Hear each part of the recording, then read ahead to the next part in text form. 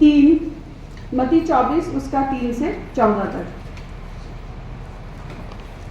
ये बहुत सिंपल है, इसमें सब कुछ लिखा हुआ है, वो आपको बहुत सिंपल लैंग्वेज में जो लिखा गया है वो आपको समझ में आ गया होगा पढ़ने से कि आज का जो कलाम है वो किससे रिलेटेड है। वो इस चीज़ से रिलेटेड है कि ये अंतिम समय चल रहा है।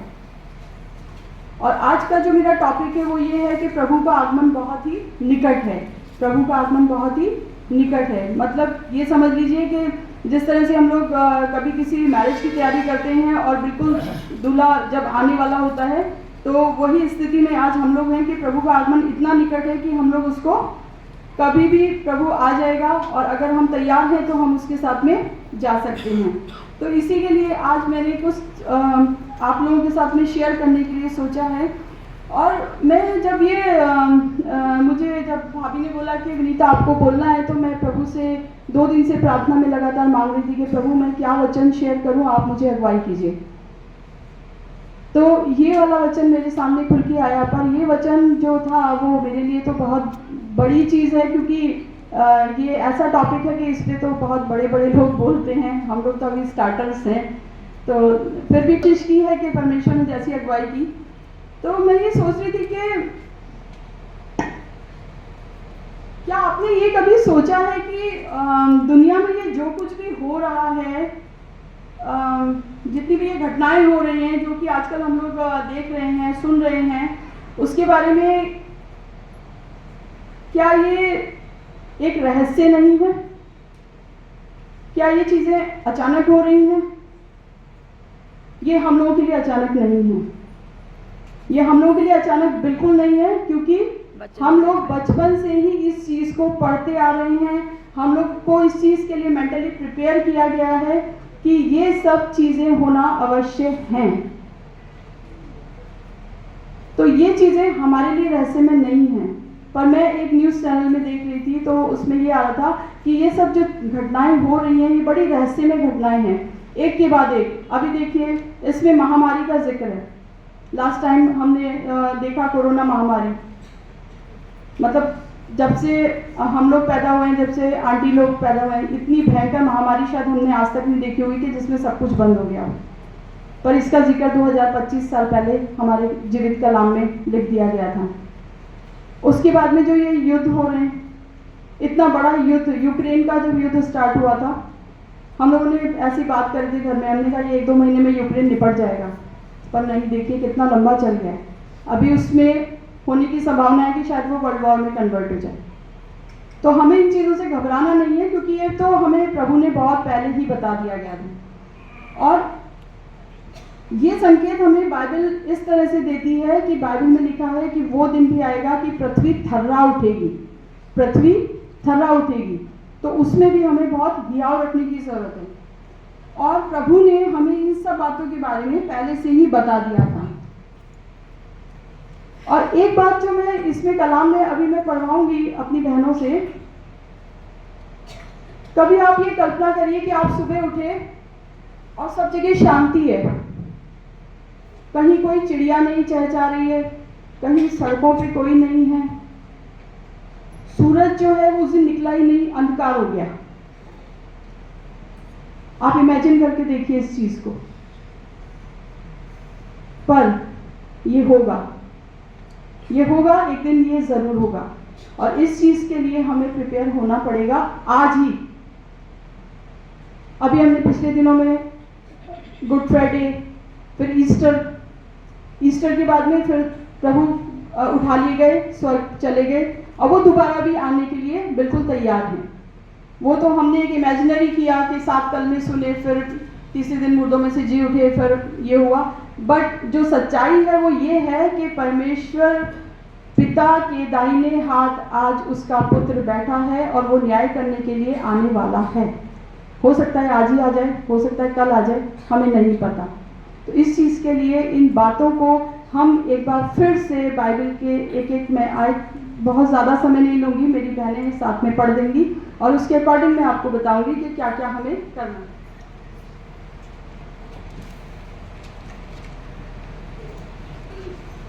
सबसे पहले पढ़ेंगे मत्ती 24 उसका 29 अध्याय। उन दिनों के क्लेश के तुरंत बाद सूर्य अंधियारा हो जाएगा और चंद्रमा का प्रकाश जाता रहेगा और तारे आकाश से गिर पड़ेंगे और आकाश की शक्तियां हिलाई जाएंगी। इसमें लिखा है कि उन दिनों के कलेश के तुरंत बाद सूर्य अंधियारा हो जाएगा और चंद्रमा का प्रकाश जाता रहेगा। अभी मैं एक जगह पढ़ रही थी बाइबल में कि चंद्रमा रक्त सा लाल हो जाएगा और ये घटना हो चुकी है। 2025 लगते ही एक दिन ये हुआ था और सब न्यूज़ चैनल्स पे भी आया था कि चंद्रमा उस दिन पूरा रेड हो गया था, रेड मून। और रेड मून के बाद में तुरंत कुछ ना कुछ घटना ऐसी हुई थी जो बहुत बड़ी घटना थी, भूकंप की। तो ये घटना हमें दी गई है बाइबल में सारी चीज़ें लिखी हुई हैं, बस हमें पढ़ने की ज़रूरत है और उससे ही हमें मेंटली प्रिपेयर होने की ज़रूरत है। हमें इसलिए प्रिपेयर होने की ज़रूरत है क्योंकि हम परमेश्वर के जन हैं और हमें ज़्यादा प्रिपरेशन की इसलिए ज़रूरत है क्योंकि हम वचन को पढ़ रहे हैं, इसीलिए हम ज़्यादा गुनहगार भी ठहरेंगे। क्योंकि प्रभु यही पूछेगा कि हमने तो आपको 2025 साल पहले जब ये दे दिया गया था तो आपने इसके अकॉर्डिंग अपने को प्रिपेयर क्यों नहीं किया। इसके साथ ही हम देखेंगे यशायाह भविष्यद्वक्ता की पुस्तक, उसका 34वां अध्याय 34 वर्स 4। यहोवा की तलवार लहू से भर गई है, वह चर्बी से और भेड़ों के बच्चों नहीं 34 का 4। आकाश के सारे हाँ सारे कण गाते रहेंगे हाँ। और आकाश कागज की नई कागज के समान कागज की नाई लपेटा जाएगा और जैसे दाग लगा हुआ अंजीर के वृक्ष के पत्ते मुरझाकर गिर जाते हैं, वैसे ही उसके सारे गण धुंधले होकर जाते हैं। Thank you. इसमें लिखा है कि आकाश कागज के समान लपेटा जाएगा।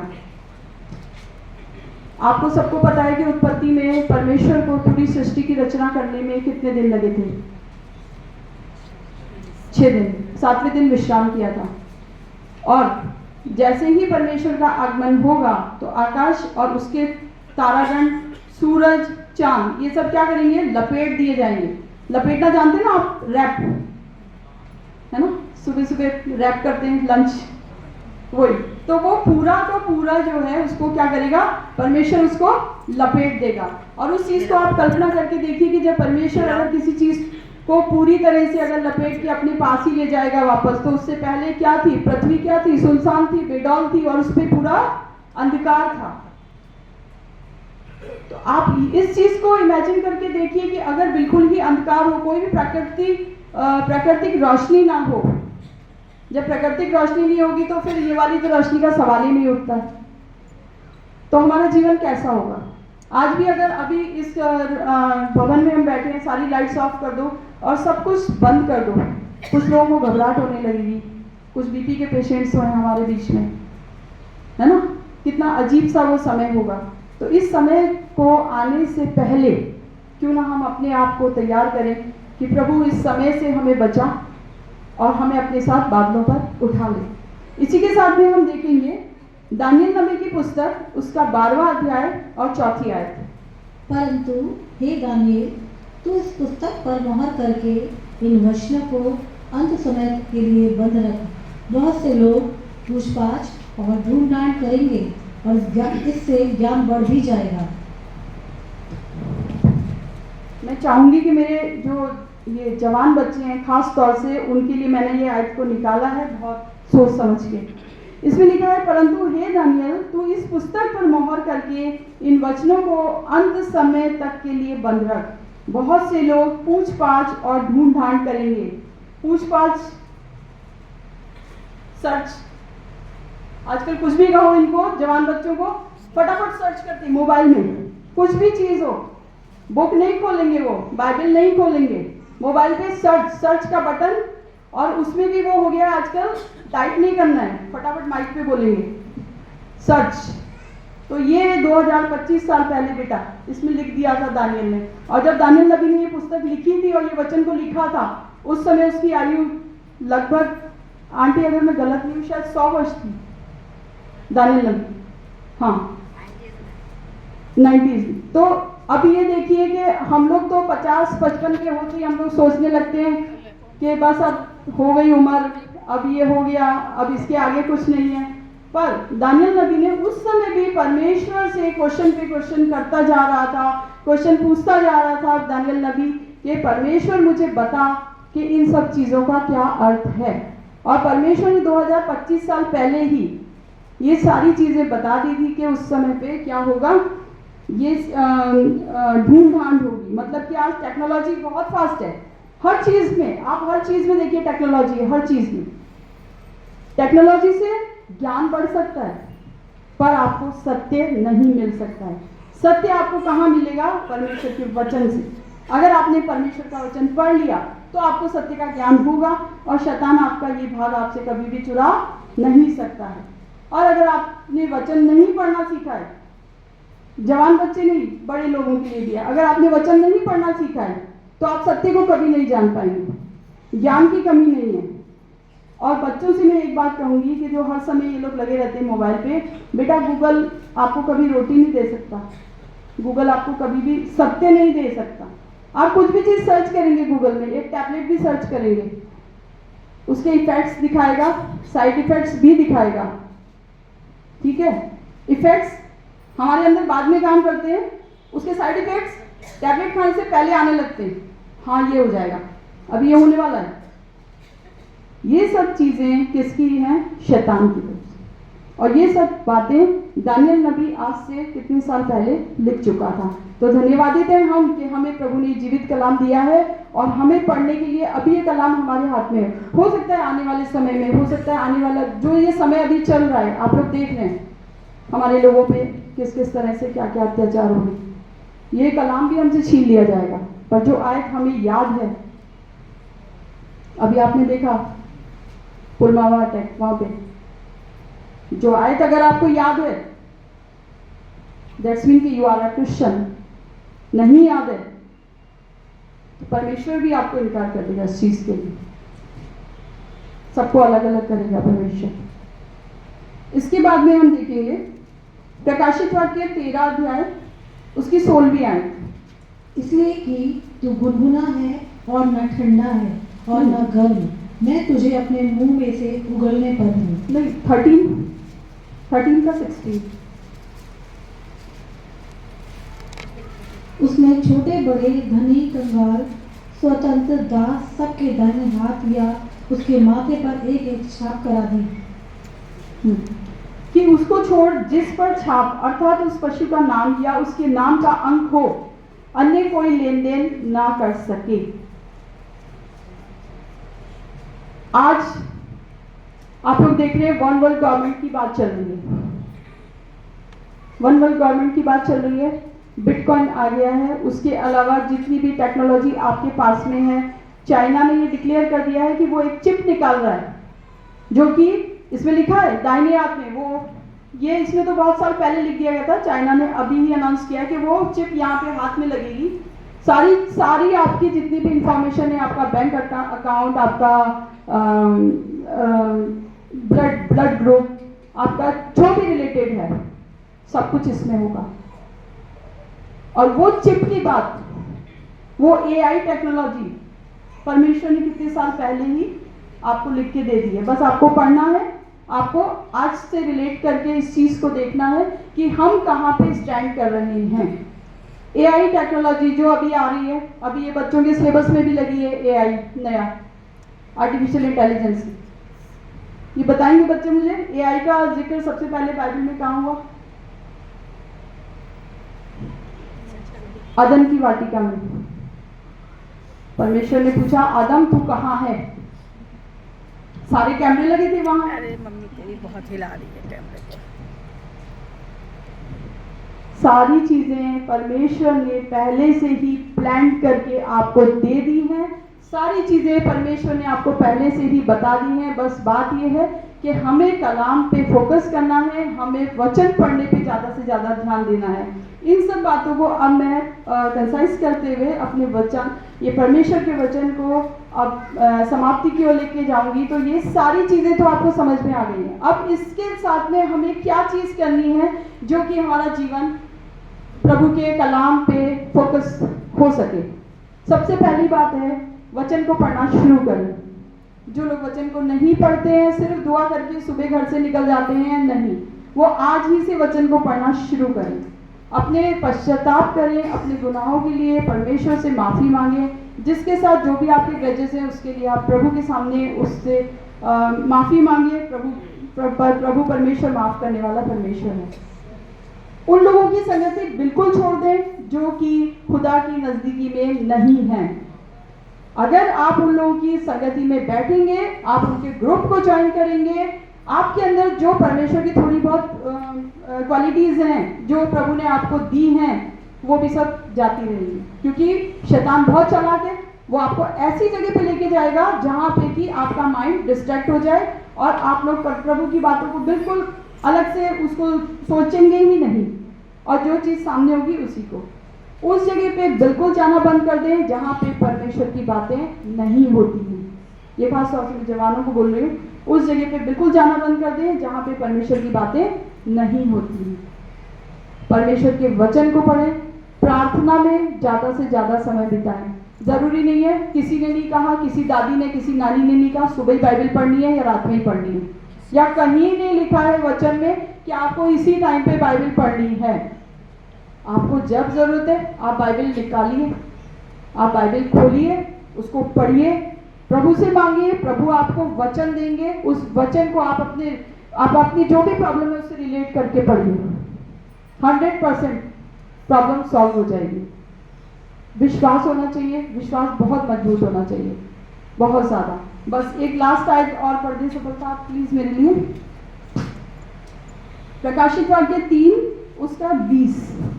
देख मैं द्वार पे खड़ा खटखटाता हूँ, यदि कोई मेरा शब्द सुनकर द्वार खोलता है तो मैं उसके पास भीतर आकर उसके साथ भोजन करूँगा और वे मेरे साथ।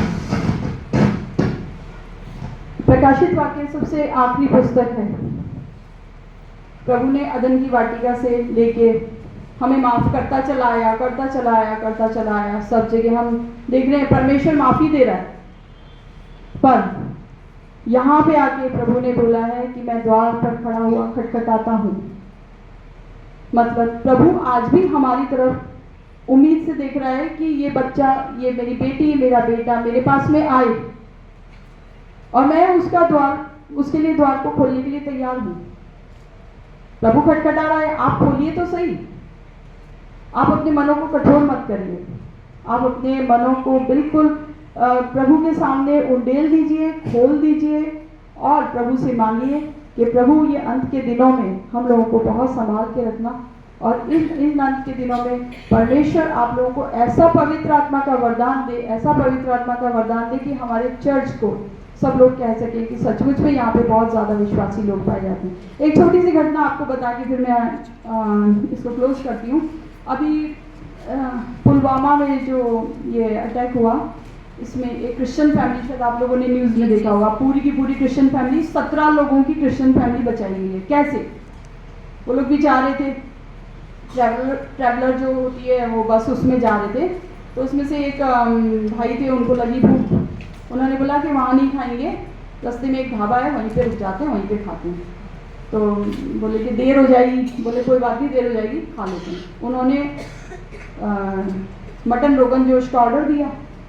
जब बन के आया उसमें हो गया नमक तेज़, और उसमें बीपी वाले भी थे एक दो, उन्होंने बोला नमक बहुत तेज़ है, हम तो नहीं खाएंगे, भैया आप ये पैसे पकड़ो और हम जा रहे हैं।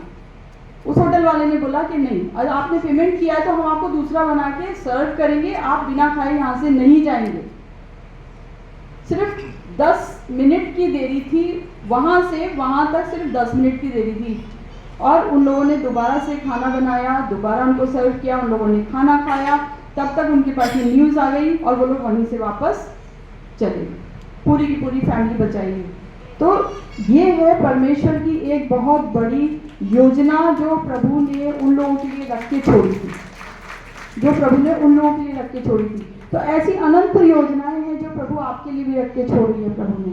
बस आपको प्रभु जो आपको द्वार पे खड़ा हुआ खटखटाता है, आपको उसका वचन ध्यान से पढ़ना है, उसकी आवाज़ को सुनना है कि प्रभु हमसे क्या बात करना चाहता है। और हमारा प्रभु कुछ नहीं चाहता, बहुत बड़ा वो नहीं चाहता है कि आप ये होम बलि लाओ, ये लाओ, वो लाओ, नहीं, कुछ नहीं।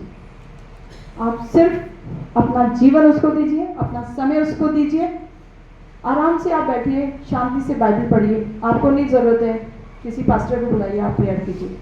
पास्टर हमारे अभिषिक्त हैं, उनकी प्रेयर अलग होती है, पर आपका पर्सनल रिलेशनशिप परमेश्वर के साथ में क्या है?